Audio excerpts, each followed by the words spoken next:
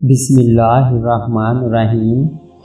عبدالستار عیدی سے ایک انٹرویو میں پوچھا گیا، آپ نے ہزاروں لاوارث لاشیں دفنائیں، کبھی کسی لاش کی بگڑی حالت یا اس پر تشدد دے کر رونا آیا؟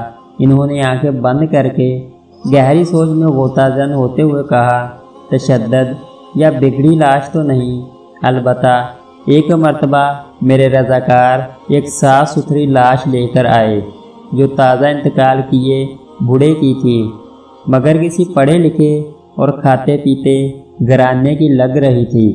اس کے سفید چاندی جیسے بالوں میں تیل لگا ہوا تھا اور سلیقے سے کنگھی کی ہوئی تھی۔ دھوبی کے دھلے ہوئے سفید اجلے کلف لگے سوٹ میں اس کی شخصیت بڑی باوقار لگ رہی تھی، مگر تھی وہ اب صرف ایک لاش۔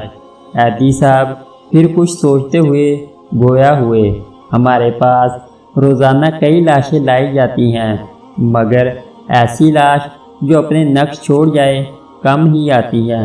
اس لاش کو میں غور سے دیکھ رہا تھا کہ میرے رضاکار نے بتایا، اس نے کراچی کی ایک پوش بستی کا نام لے کر کہا کہ یہ لاش اس کے بنگلے کے باہر پڑی تھی۔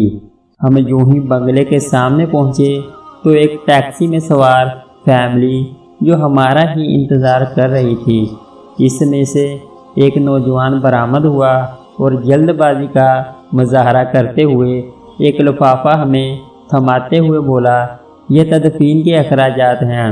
پھر وہ خود ہی بڑبڑایا، یہ میرے والد، ان کا خیال رکھنا، اچھی طرح غسل دے کر تدفین کر دینا۔ اتنے میں ٹیکسی سے آواز آئی، تمہاری تقریر میں فلائٹ نکل جائے گی۔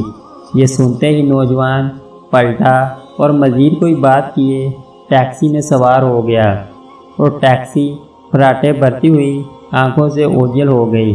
عیدی صاحب بولے، اس لاش کے متعلق جان کر مجھے بہت دکھ ہوا اور میں ایک بار پھر اس بدقسمت شخص کی جانب دیکھنے لگا تو مجھے ایسے لگا جیسے وہ بازو آگے کیے مجھے درخواست کر رہا ہو کہ عیدی صاحب، ساری لاوارث لاشوں کے وارث آپ ہوتے ہیں، مجھے بدقسمت کے وارث بھی آپ بن جائیں۔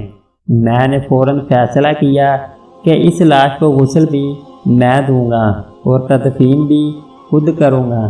پھر یوں ہی غسل دینے لگا تو اس اجلے جسم کو دیکھ کر میں سوچ میں پڑ گیا کہ جو شخص اپنی زندگی میں اس قدر معتبر اور حساس ہوگا، اس نے اپنی اولاد کی پرورش میں کیا ناز و نم نہ اٹھائے ہوں گے، مگر بیٹے کے پاس تدفین کا وقت بھی نہ تھا۔ اسے باپ کو قبر میں اتارنے سے زیادہ فلائٹ نکل جانے کی فکر تھی، اور یوں اس لاش کو غسل دیتے ہوئے میرے آنسو چھلک پڑے۔ پھر وہ اپنے کندھے پر رکھے کپڑے سے آنسو پونچھتے ہوئے بولے، اس دن میں انسانیت کی ڈوبتی نیا پر رو پڑا، کاش کہ ہم اپنی اولادوں کی عیش و عشرت کی بجائے بہتر تعلیم و تربیت پر زیادہ فوکس کریں۔